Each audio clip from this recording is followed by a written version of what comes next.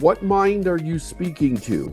The reason for this is because later today, I'm meeting with one of our matrix groups. By the way, we have another round of the matrix going to start here in a short period of time. That's our advanced sales program. If you're interested in that, please get a hold of Raheem. Don't wait to the last minute, okay, to do it. Just make a decision and get in there if that's something that you've been wanting to be part of. Now, in that program today, by the way, the class that's currently going through it, we are in the second half of the program where I analyze people's sales calls, right? So they record sales calls, real sales calls, and I go through them with the group step by step on what they're doing right, what they're doing wrong, what they're hearing, what they're not hearing. Today is like a bonus teaching day, right? So we had our calls yesterday. Today there's a bonus teaching day. And I kind of decided that I wanted to expand on a topic for that group and go even deeper on something because of what's going on in the calls. And I thought, you know, something this would be good for you guys to know a little bit about also. So when I say what mind are you speaking to, I'm referring to sales. Okay.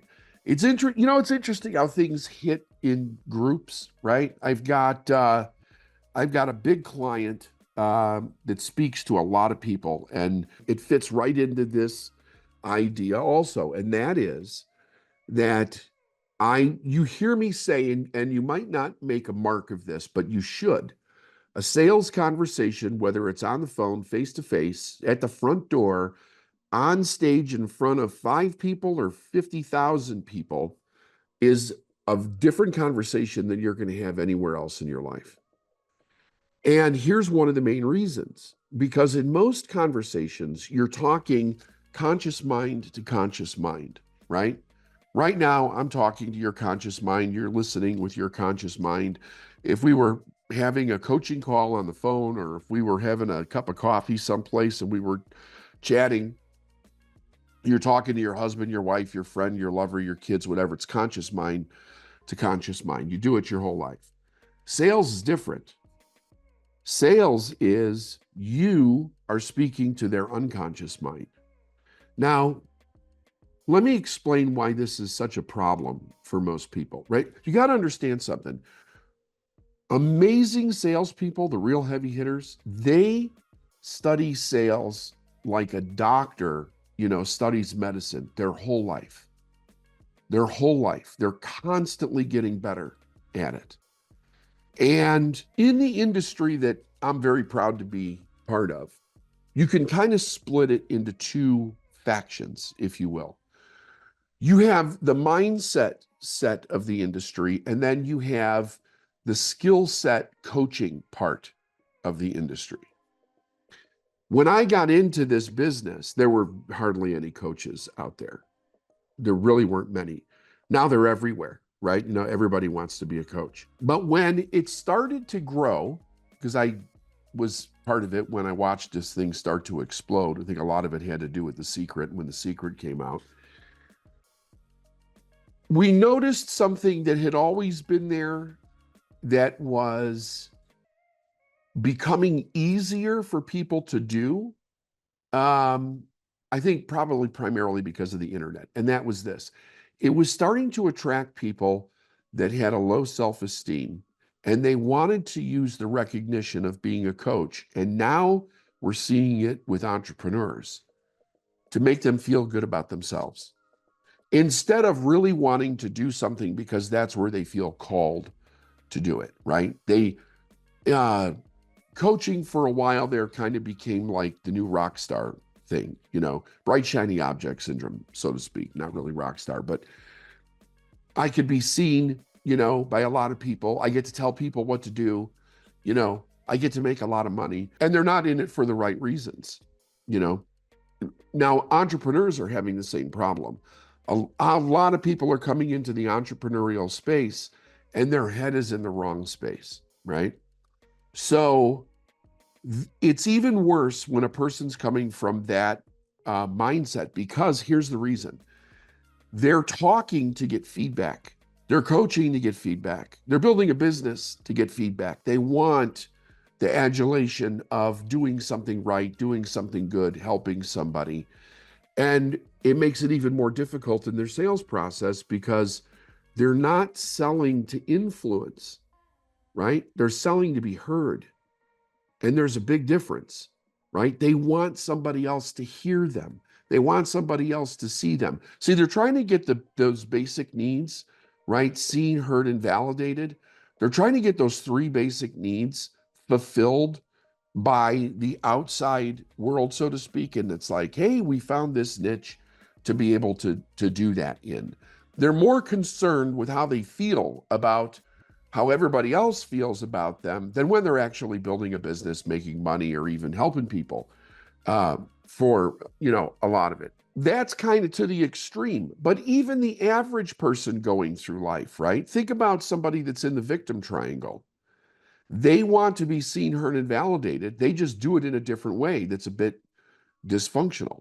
Okay, so now let's say you take any one of these people and you're going to bring them and try to teach them how to sell. You have to get them out of their head, their speaking mind, and you have to get them into the idea of thinking beyond just a casual conversation and thinking about what is going on in the mind of my potential client.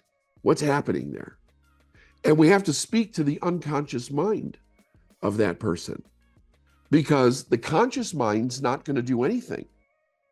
And in a lot of cases, when you're speaking just to the conscious mind, you're going to get pushback. You won't make sales. You will get rejection. When you feel a sale slipping away from you, which will be almost instantaneously, if not even before you pick up the phone, you're going to want to withdraw from that space. You're not going to want to do it because of the rejection. So it becomes something that you avoid. But if you were really serious about helping somebody else, why would you be so concerned about your rejection? Why would that be coming up for you? So it shows you that there's something else going on with you, right? Now, when you decide that you're going to really master this, the idea is that you have to really understand the sales conversation. The 4 questions that I've designed in the way that I teach sales are designed to speak specifically to the unconscious mind of the person that you're attempting to sell.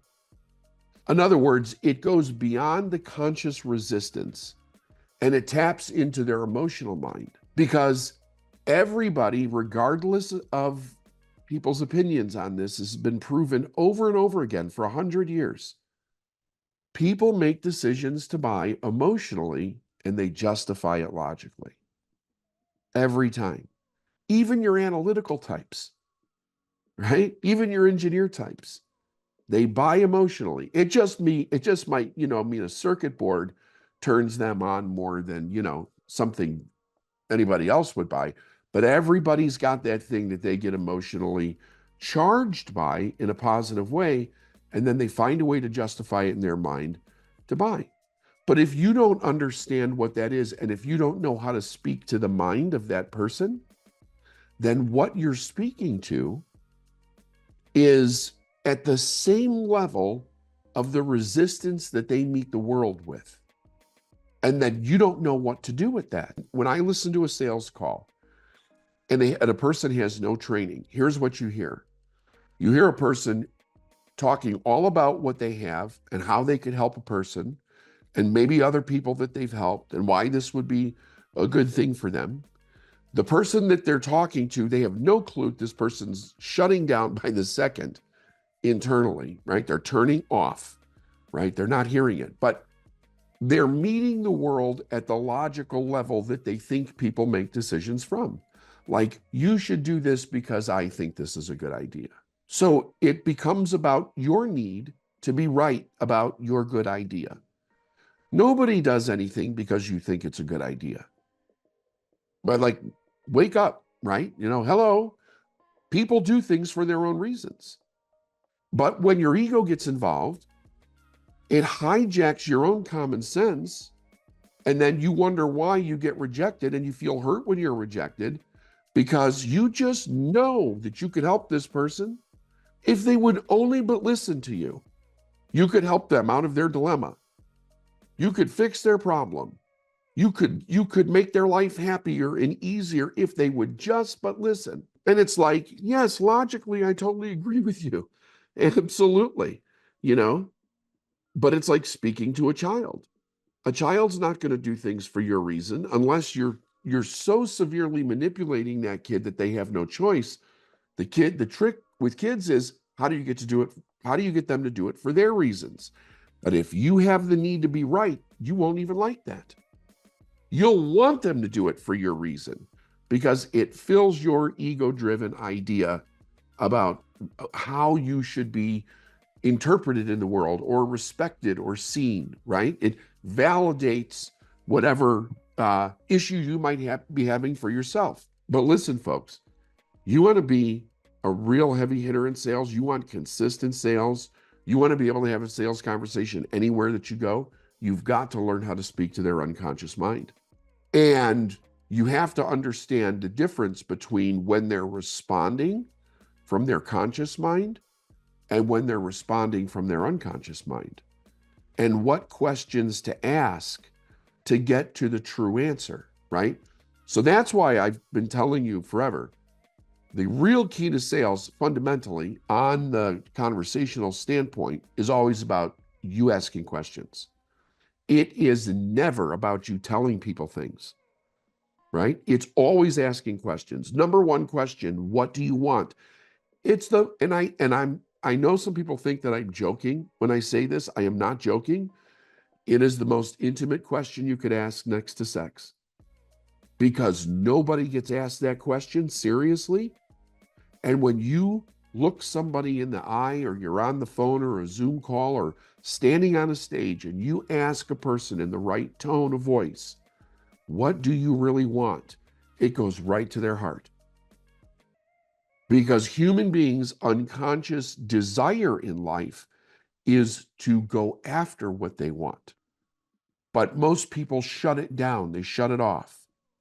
So that question, asked specifically under the right circumstances with the right tone, right? Surrounded by the right conditions, right? In other words, you're setting up the sales scenario, speaks to the unconscious mind, not the conscious mind. You know, we get on the phone and I say to somebody, hey, Sam, it's David. We had a 2:00 appointment today.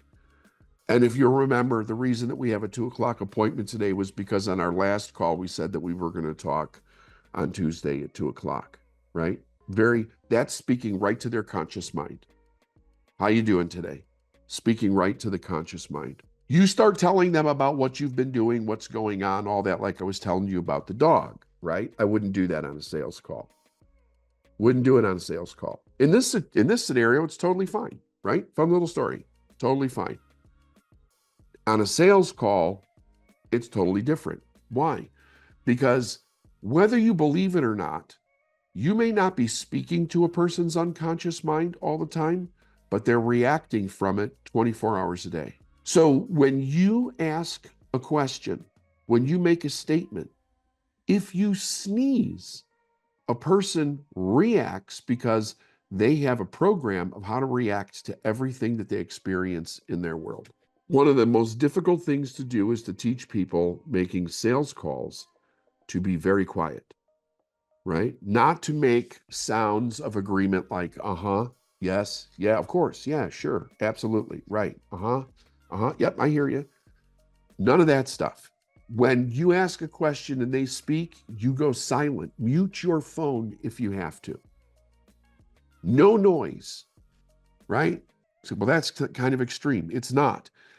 When you ask a question, you want free flow from their unconscious mind with the answer. If you make a noise, now this is not intentional, okay? If you make a noise, if you cough, if your dog barks in the background, their subconscious mind has to react to it. It doesn't have a choice. Now, they don't have to focus on that reaction, but it has to react. And when it reacts, it temporarily, even for a millisecond, it breaks the flow of what they were telling you or what they're about to tell you. Now they have to get back to that again. You do it too much, they can't get back to it again. In NLP, we do it on purpose. We call it a pattern interrupt. So you can help break a person's thinking habit, right? It's very important. In sales, it's silence. Silence is golden. You ask a question, nothing. You want the subconscious mind to tell you what it really believes and thinks. Not because of you, though. Because if a person hears themselves tell the truth, sometimes for the first time, they can't deny it. And it's more powerful than the conscious resistance than they have. Let's say a person really needs to do something. They've got a serious problem, but they've been avoiding it. They're afraid of it. They don't want to do it. It's a hassle. It's going to cost them money, whatever. You come along with a product or service that's going to solve this problem for them, okay?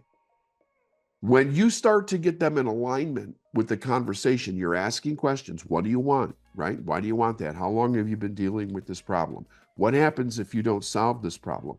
They're coming from their point of truth if you're doing it correctly, okay? Now, you've got something very interesting taking place within their own head. You have their truth, which is standing up against the bullshit excuses that they've been making about why they haven't done it yet. These two things can't stand in the same space. And generally, if there is an urgency with that person, the truth will collapse the excuses. And the person will make a decision to move forward. And it doesn't matter, this could be face-to-face from a stage, B2B, B2C, it doesn't matter what it is, because you're speaking to the unconscious mind.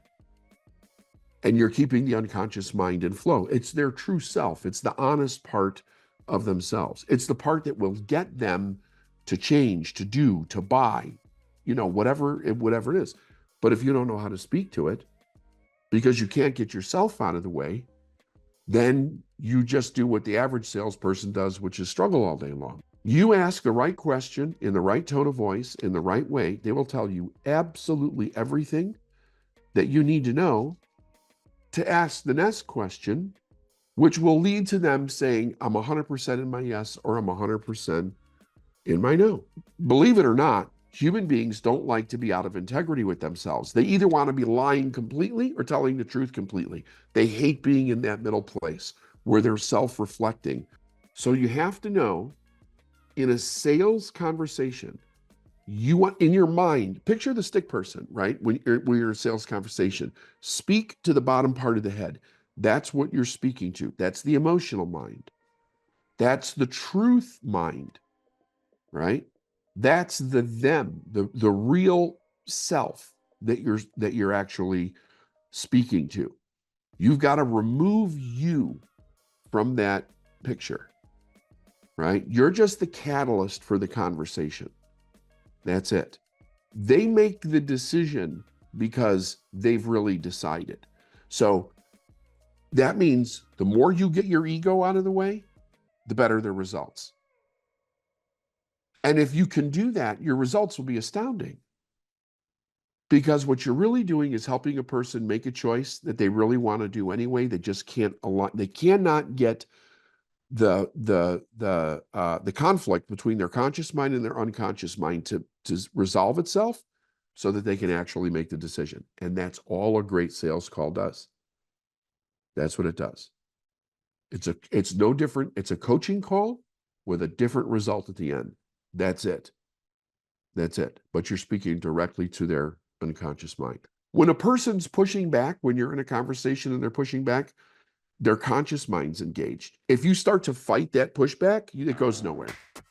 It goes nowhere. You got to know, how do I slip in under what they said and go back into the subconscious mind? Let's have an absolutely fantastic day. It's a great day out there. It's a positive day. Make a decision. Make a lot of money today. I'll talk to you later. Bye for now.